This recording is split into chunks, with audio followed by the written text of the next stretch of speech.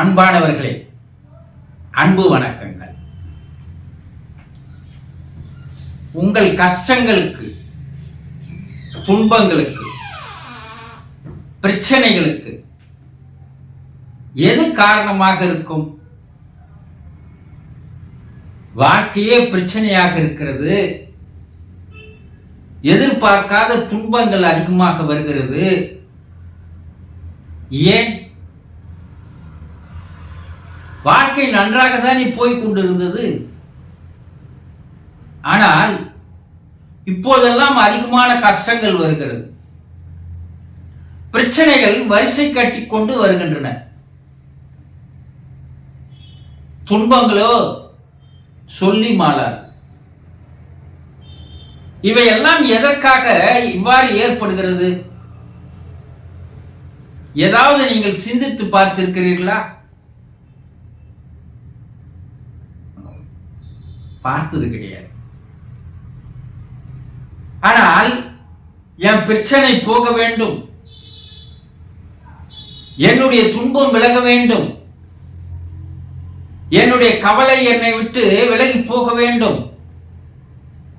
அதற்காக நான் போகாத கோயில் இல்லை, வணங்காத தெய்வம் இல்லை, செய்யாத பரிகாரம் இல்லை.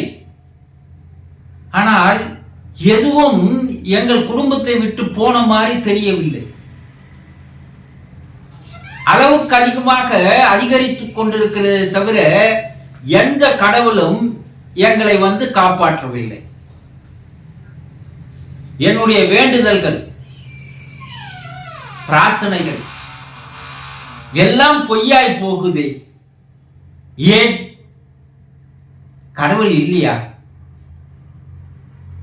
என்னுடைய கஷ்டத்தை காது கொடுத்து கேட்க மாட்டாரா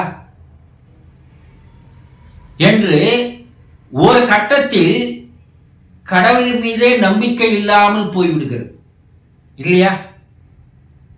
உண்மைதானே? நானும் கோயில் கோயிலா ஏறி இறங்குறேன். என் கஷ்டத்தை சொல்லி சொல்லி அழுகுறேன்.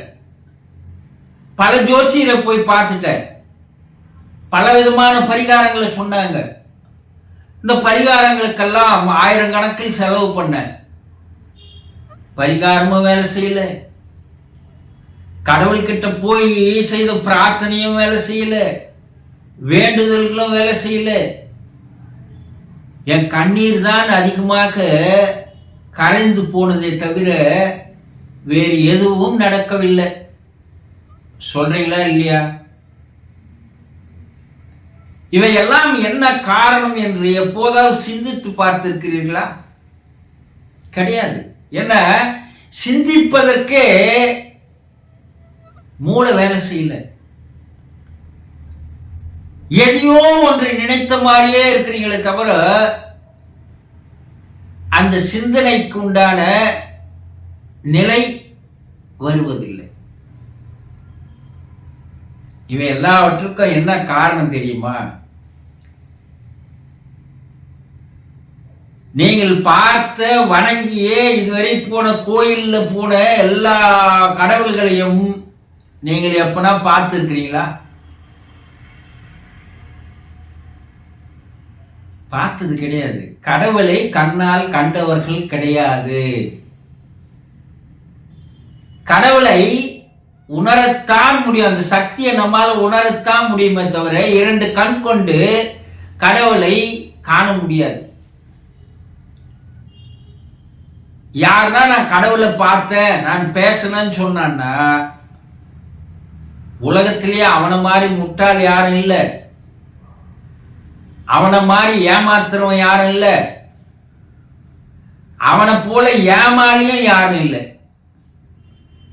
அதை கேட்டு உண்மைன்னு நம்புறான் பாரு, அவனுக்கு மேல இவன் ஏமாளியா இருப்பான்.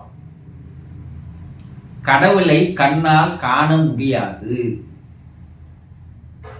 கடவுள் என்பது ஒரு சக்தி, ஒரு ஆற்றல், ஒரு எனர்ஜி, ஒரு பவர்.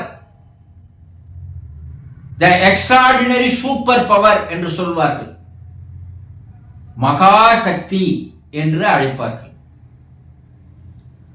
அந்த சக்தியை கண்ணால பார்க்க முடியாது, உணரத்தான் முடியும். ஓடுற கரண்ட்டை கண்ணால பார்க்க முடியுமா? கரண்ட் ஓடுது, ஆனா கண்ணால பார்க்க முடியுமா? இந்த டிரான்ஸ்பாரத்துல இருந்து அந்த டிரான்ஸ்பாரத்துக்கு ஓடுது. நீர் அணை எங்க கட்டி வச்சுக்கிறாங்களோ அங்க உற்பத்தி ஆகிற கரண்ட் நம்ம வீடு வரைக்கும் ஓடி வருகிறது. கண்ணால பார்க்க முடியுமா? முடியாது. ஆனா கை வச்சா கரண்ட் ஓடுவதை உணர முடியும். ஷாக் அடிச்சாதான் அது தெரியும், ஓடுது, கரண்ட் இருக்குது இல்லையா?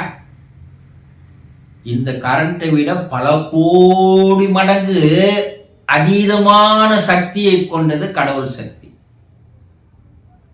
அந்த கடவுள் சக்தியை நீங்கள் உணர்ந்து கொள்ளாமல், உணர முடியாமல், உணர்வதற்கு முயற்சி செய்யாமல் கடவுளை வணங்குவதால் எந்த பயனும் வராது. ஏன் நான் இதெல்லாம் சொல்றேன்னா, கண்ணால் நீங்கள் ஒரு கடவுளை கண்டீர்கள். அந்த கடவுள் உங்களோடு பல ஆண்டுகள் உங்கள் குடும்பத்தில் ஒரு உறுப்பினராக, தாயாக, தந்தையாக, கணவனாக, மனைவியாக, ஏதோ ஒரு கதாபாத்திரத்தில் அந்த கடவுள் உங்களோடு வாழ்ந்து வந்தது இல்லையா? உங்க தாய் சிறந்ததொரு கோவிலும் இல்லை. அவங்க உங்களை உருவாக்குனாங்க, உங்களை பால் ஊட்டி சோறு ஊட்டி உங்களை வளர்த்தாங்க, கண்ணும் கருத்துமா உங்களை காப்பாத்தினாங்க. உனக்கு ஒன்று என்றால் அவர்கள் உயிரை விடவும் தயாராக இருந்தார்கள் இல்லையா? ஒரு தாயை போல இந்த உலகத்துல வேற ஒரு தெய்வம் கிடையாது. ஆனால் கண்ணால் கண்டது, கண்ணால் நீங்கள் பார்த்த தெய்வம் எது? தாய். நீங்கள் கண்ணால் பார்த்த தெய்வம், உங்களை உருவாக்கிய தெய்வம், உங்களை ஒரு ஆளாக்கிய தெய்வம் உங்கள் தந்தை. உங்களுக்கு வாழ்க்கை தந்தவர் உங்களுடைய கணவர். உங்களுக்கு வாழ்க்கை துணைவியாக வந்தவர் உங்களுடைய மனைவி. உங்களுக்கு வாரிசுகளாக வந்தது உங்களுடைய பிள்ளைகள். இவையெல்லாம் கடவுள் தன்மை கொண்ட மானிட உருவத்தில் உங்கள் குடும்பத்தில் ஒரு உறுப்பினராக, ஒரு அங்கத்தினராக பல ஆண்டுகள் உங்களோடவே பேசி பழகி வாழ்ந்து வந்தவர்கள் அல்லவா? அவர்கள் இறந்து போனால் கடவுள் தன்மையை அடைந்து விடுகிறார்கள். இப்ப நீங்க கண்ணால பார்த்த, உங்களோடு வாழ்ந்த, உங்களை உருவாக்கிய அந்த மானிட உருவம் தான் இப்போது கடவுள் தன்மையை கொண்டு இருக்கிறது. உங்களுடைய எண்ணங்கள், உங்களுடைய ஆசாபாசங்கள், உங்களுடைய எண்ணங்கள், உங்களுடைய நினைவுகள், உங்களுக்கு எது பிடிக்கும் எது பிடிக்காது, இதையெல்லாம் தெரிந்து வைத்திருக்கின்ற ஒரு நபர் உங்க தாய், தந்தை, கணவன், மனைவி அல்லவா? உங்கள் மனமும் அவர்கள் மனமும் வாழ்ந்த போது ஒன்றோடு ஒன்று பின்னி பிணைந்து வாழ்ந்து வந்தது அல்லவா? அப்படிப்பட்டவர்கள் உங்களை விட்டு இறந்து போனால் அவர்களை நீங்கள் வணங்குவதை விட்டுவிட்டு, அவர்களை புறக்கணித்து விட்டு, அவர்களை நீங்கள் ஒதுக்கி வைத்து விட்டு வேறு கடவுள்களை வணங்குவதால் எந்த விதமான பயனும் பலனும் கிடையாது. அப்ப இதுவரைக்கும் உங்களுக்கு வாழ்க்கையில் இருக்கின்ற பிரச்சனைகள், இதுவரைக்கும் உங்களுக்கு வந்த துன்பங்கள் எல்லாவற்றுக்கும் காரணம் நீங்கள் அவர்களை வணங்காமல் புறக்கணித்ததே, ஒதுக்கி வைத்ததே தான் காரணமாகும். அவர்களுடைய மன வருத்தம் அது உங்களுக்கு துன்பங்களாக வருகிறது. அவர்களுடைய வேதனை உங்களுக்கு பிரச்சனைகள் மேல் பிரச்சனைகள் வருகிறது. அவர்களுடைய கண்ணீர் உங்களை கதிகலங்க வைக்கிறது. அப்ப உங்கள் வாழ்க்கையில் ஏற்படுகின்ற எல்லா துன்பங்களுக்கும், பிரச்சனைகளுக்கும், துயரங்களுக்கும் காரணம் நீங்கள் உங்கள் குடும்பத்தில் இறந்து போனவர்களை வணங்காததால் தான் வருகின்றது என்பதை இப்போதாவது தெரிந்து கொள்ளுங்கள். இனிமேலாவது அந்த தெய்வங்களை வணங்க ஆரம்பியுங்கள். படிப்படியாக உங்களுடைய துன்பங்கள், துயரங்கள், கஷ்டங்கள் எல்லாம் படிப்படியாக கரைந்து மறைந்து போய்விடும். இது அனுபவத்தின் உண்மை, நிரூபிக்கப்பட்ட உண்மைகள். புரிந்து கொண்டீர்களா? சந்தோஷம்.